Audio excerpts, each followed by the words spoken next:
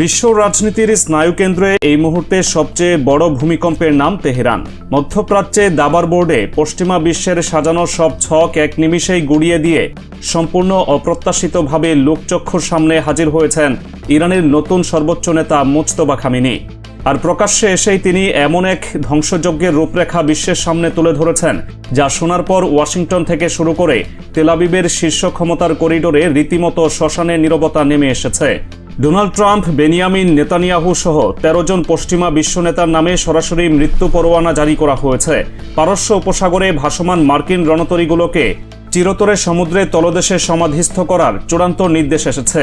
বিশ্বের জ্বালানি সরবরাহের প্রধান ধমনী হরমুজ প্রণালীকে স্থায়ীভাবে শ্বাসরোধ করে পশ্চিমা অর্থনীতিকে পঙ্গু করে দেওয়ার যে আলটিমেটাম তেহরান দিয়েছে, তা আধুনিক ভূরাজনীতির ইতিহাসে এক নজিরবিহীন ঘটনা। একটি মাত্র ভিডিও বার্তা, আর তাতেই পরাশক্তিগুলোর দাম্ভিকতার ভিত শেকড় থেকে উপড়ে গেছে। পর্দার আড়াল থেকে মুজতবা খামেনির এই নাটকীয় অভিষেকের খবরটি প্রকাশ্যে আনে ইরানের আধা সরকারি সংবাদ সংস্থা মেহের নিউজ এজেন্সি। টেলিগ্রামে প্রকাশিত সেই ভিডিও ফুটেজে দেখা যায় কয়েকজন অত্যন্ত বিশ্বস্ত পরিবেষ্টিত হয়ে দাঁড়িয়ে আছেন নতুন এই কাণ্ডারি। তার চোখে মুখে কোনো শঙ্কা নেই, বরং এক অবিচল হিমশীতল আত্মবিশ্বাস নিয়ে তিনি নির্দেশনা দিচ্ছেন। মেহের নিউজ এজেন্সি অত্যন্ত সুকৌশলে এই ভিডিওর স্থান, সময় বা উপস্থিত ব্যক্তিদের পরিচয় সম্পূর্ণ গোপন রেখেছে। আর ঠিক এখানেই পশ্চিমাদের সবচেয়ে বড় আতঙ্কের জায়গা তৈরি হয়েছে। তারা জানে না কোথা থেকে, কখন এবং কি ভয়াবহ মাত্রায় আঘাত আসতে চলেছে। এই ভয়ঙ্কর ক্ষোভের নেপথ্যে রয়েছে এক রক্তক্ষয়ী ইতিহাস। ২৮ ফেব্রুয়ারি এক বর্বরচিত ও কাপুরুষোচিত যৌথ হামলায় যুক্তরাষ্ট্র এবং ইসরায়েল ইরানের তৎকালীন সর্বোচ্চ নেতা আয়াতুল্লাহ আলী খামেনি এবং শীর্ষ সামরিক কমান্ডারদের হত্যা করে। ওয়াশিংটন ভেবেছিল এই হত্যাকাণ্ডের মাধ্যমে তারা তেহরানের মেরুদণ্ড চিরতরে ভেঙে দিয়েছে, কিন্তু তাদের সেই ধারণা যে কত বড় বোকামি ছিল তা প্রমাণ করতে ইরান মুহূর্তের মধ্যে এমন এক প্রলয়ঙ্করী পাল্টা আঘাত হানে, যার জন্য পেন্টাগন বা মোসাদ কেউই প্রস্তুত ছিল না।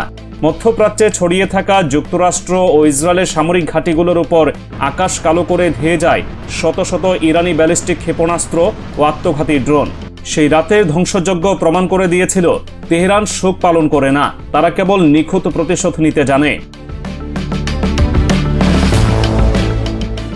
আয়াতুল্লাহ আলী খামেনির শাহাদাতের পর দেশটির নীতি নির্ধারণী সর্বোচ্চ পর্ষদ অ্যাসেম্বলি অব এক্সপার্টস সম্পূর্ণ ঐকমত্যের ভিত্তিতে মুজতবা খামেনিকে ইরানের নতুন সর্বোচ্চ নেতা হিসেবে আসীন করে। চীনের রাষ্ট্রীয় বার্তা সংস্থা সিনহুয়া এই পালাবদলের খবর নিশ্চিত করেছে।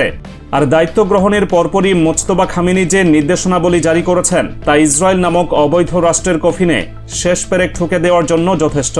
তিনি অত্যন্ত দ্ব্যর্থহীন ভাষায় ঘোষণা করেছেন, দখলদার ইসরায়েলের মানচিত্র বলে কিছু থাকবে না।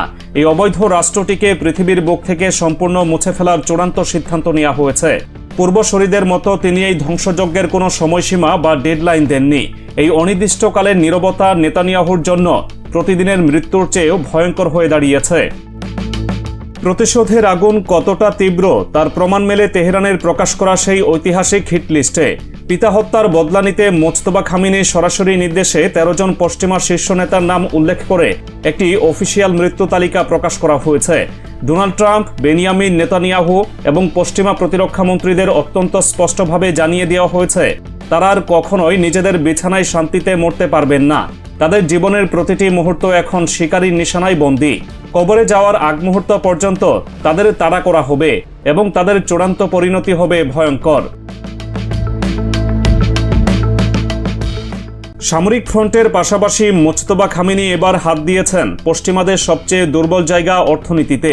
তার সরাসরি নির্দেশে বৈশ্বিক জ্বালানি পরিবহনের প্রধান রুট হরমুজ প্রণালীকে সম্পূর্ণ অবরুদ্ধ করে দেওয়ার প্রস্তুতি সম্পন্ন হয়েছে। পশ্চিমা দেশগুলোর উপর সর্বোচ্চ অর্থনৈতিক চাপ প্রয়োগের জন্য এই পথ চিরতরে বন্ধ করে দেওয়ার আলটিমেটাম দেওয়া হয়েছে। এর পাশাপাশি মধ্যপ্রাচ্যের বুকে থাকা সমস্ত মার্কিন সামরিক ঘাঁটিকে অবিলম্বে পাততাড়ি গোটানোর নির্দেশ দেওয়া হয়েছে। যদি একটি মার্কিন ঘাঁটিও ওই অঞ্চলে টিকে থাকার চেষ্টা করে, তবে সেগুলোকে সরাসরি মিসাইল হামলায় ধূলিসাৎ করে দেওয়ার পরিষ্কার নির্দেশনা দিয়ে রেখেছে তেহরান। জ্বালানি যুদ্ধের পরিসর আরও ভয়ঙ্কর রূপ নিয়েছে তেহরানের আরেকটি ঘোষণায়। ইরান সাফ জানিয়ে দিয়েছে, যদি তাদের ভূখণ্ড বা মিত্রদের উপর পশ্চিমা শক্তির একটি আঁচড়ও লাগে, তবে তার প্রথম বলি হবে ইসরায়েলের গ্যাস ফিল্ডগুলো। একই সাথে মধ্যপ্রাচ্যে অবস্থানরত মার্কিন অনুগত দেশগুলোর তেল শোধনাগারগুলোকে মাটির সাথে মিশিয়ে দেওয়া হবে।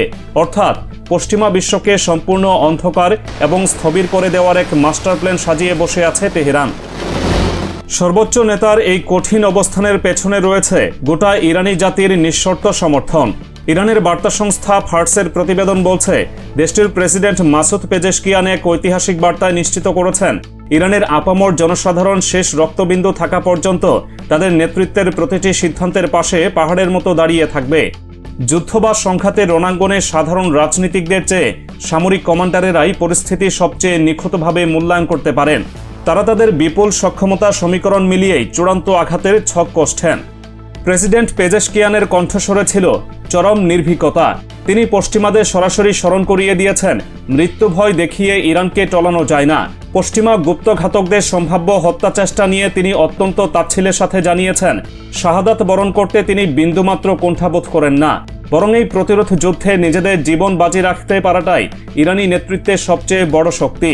গোটা দেশ যখন এমন এক সুদৃঢ় সুতোয় গাঁথা, তখন বাইরের কোনো আগ্রাসনই এই প্রাচীর ভেদ করতে পারবে না। তেহরানের এই আগ্রাসী প্রস্তুতির সামনে দাঁড়িয়ে আজ যুক্তরাষ্ট্র এবং ইসরায়েল সম্পূর্ণ পক্ষঘাতগ্রস্ত। তুর্কি সংবাদ মাধ্যম আনাদোলু এজেন্সি এবং ইরানের তাসনিম নিউজের দেওয়া তথ্য মতে, তেহরানের মোহাম্মদ রাসূলুল্লাহ কোরের জ্যেষ্ঠ কমান্ডার ব্রিগেডিয়ার জেনারেল হাসান জাদে তার বাহিনীর সামরিক প্রস্তুতি পরিদর্শনের পর পশ্চিমাদের ব্যর্থতার আসল চিত্র জনসম্মুখে উন্মোচন করেছেন। ২৭তম মোহাম্মদ রাসূলুল্লাহ ডিভিশনের অত্যাধুনিক বিমান প্রতিরক্ষা ব্যাটালিয়নের সামনে দাঁড়িয়ে তিনি ঘোষণা করেন, ইরানের বিরুদ্ধে মার্কিন ও ইসরায়েলি জোটের প্রতিটি লক্ষ্য সম্পূর্ণ মুখ থুবড়ে পড়েছে। জেনারেল জাদে অত্যন্ত স্পষ্টভাবে জানান, পশ্চিমা নেতারা এখন নিজেদের দেশের সাধারণ মানুষ এবং বিশ্ববাসীর কাছে চূড়ান্ত অপরাধী। তাদের টানা ব্যর্থতা এবং সামরিক পরাজয়ের কারণে আজ তাদের মুখে কোনো জবাব নেই। তিনি আরও একটি ভয়ঙ্কর সত্য প্রকাশ করেন, এই পরিদর্শনে ইরানের যে সামরিক সক্ষমতা দেখানো হয়েছে তা তাদের আসল শক্তির এক অতি নগণ্য ভগ্নাংশ মাত্র। ইসলামিক বিপ্লবী রক্ষী বাহিনী এবং বাসিজ স্বেচ্ছাসেবক ফোর্সের যে ভয়াল পর্দার আড়ালে প্রস্তুত রাখা হয়েছে তা যে কোনো পরাশক্তিকে চোখের পলকে ছাই করে দিতে সক্ষম। এই অজেয় সামরিক প্রস্তুতি আজ ইরানকে মধ্যপ্রাচ্যের অবিসংবাদিত নিয়ন্তায় পরিণত করেছে। ইরানের এই অনড় এবং আপোষহীন অবস্থান এখন পুরো মুসলিম বিশ্বকে এক নতুন জাগরণের পথে নিয়ে এসেছে। দখলদার ইসরায়েলের বিরুদ্ধে এখন অন্যান্য সামরিক শক্তিগুলো সরাসরি যুদ্ধের প্রস্তুতি নিতে শুরু করেছে। ৮ আগস্ট পাকিস্তানের প্রতিরক্ষা মন্ত্রী খাজা আসিফ এক টেলিভিশন সাক্ষাৎকারে ইসরায়েলকে সম্পূর্ণ অবৈধ এবং মানবতা বিরোধী রাষ্ট্র হিসেবে আখ্যায়িত করেছেন। তিনি অত্যন্ত কড়া ভাষায় সতর্ক করিয়ে দিয়েছেন যে ইসরায়েল নামক বিস্ফোরণটি ১৯৪০-এর দশকে ব্রিটিশদের কুখ্যাত বেলফোর ঘোষণার মাধ্যমে ফিলিস্তিনিদের রক্তমাখা মাটিতে রোপণ করা হয়েছিল। ১৯৪৬ সালে প্রতিষ্ঠিত এই অবৈধ রাষ্ট্রটি আজ শুধু ফিলিস্তিন নয়, পুরো মুসলিম উম্মার অস্তিত্বের জন্য সবচেয়ে বড় হুমকি। খাজা আসিফের এই বক্তব্য অত্যন্ত তাৎপর্যপূর্ণ, কারণ ঠিক এর একদিন আগেই সৌদি আরব, তুরস্ক এবং পাকিস্তানকে নিয়ে মক্কা চুক্তি নামের এক ভয়ঙ্কর শক্তিশালী সামরিক জোট গঠনের রূপরেখা চূড়ান্ত হয়েছে।